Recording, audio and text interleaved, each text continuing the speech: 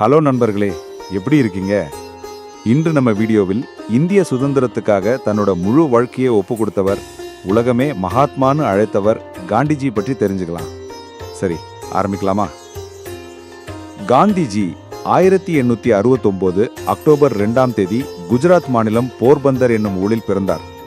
அவரோட அப்பா கரம்சந்த் அந்த ராஜ்யத்தின் பிரதமர். அம்மா புட்லிபாய் மிகுந்த பக்தி, நேர்மை, ஒழுக்கம் கொண்டவர். அதனால்தான் காந்திஜிக்கு சிறுவயதிலிருந்தே டிசிப்ளின் அண்ட் சிம்பிளிசிட்டி டெவலப் ஆனது. முதல்ல இந்தியாவில் படிச்சாரு, அப்புறம் லண்டன்ல போய் சட்டம் படிச்சாரு.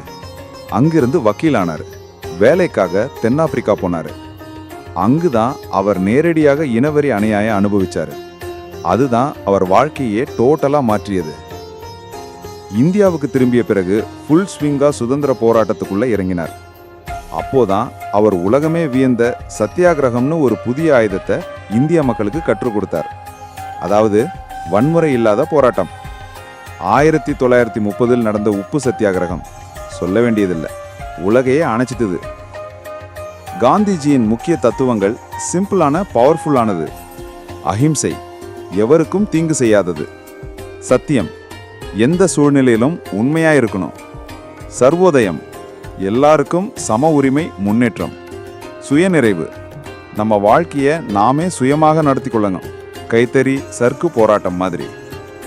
ஆனா வருத்தமா சொல்ல வேண்டியது என்னன்னா, 1948 ஜனவரி 30ஆம் தேதி நாதுராம் கோட்சே என்பவரால் காந்திஜி சுட்டுக் கொல்லப்பட்டார். ஆனா அவர் கொடுத்த சிந்தனைகள் இன்னும் உலகமெங்கும் மனிதர்களை இன்ஸ்பயர் பண்ணிக்கிட்டே இருக்கு. அதனாலதான் அக்டோபர் 2ஆம் தேதி உலகமே சர்வதேச அஹிம்சை தினம்னு கொண்டாடுது. ஸோ கடைசியாக காந்திஜி நமக்கு சொல்லிக் கொடுப்பது என்ன தெரியுமா? போராடினாலும் வன்முறை இல்லாமல் போராடலாம். உண்மை, அஹிம்சைன்னு 2 ஆயுதங்களாலேயே உலகத்தை வெல்ல முடியும்.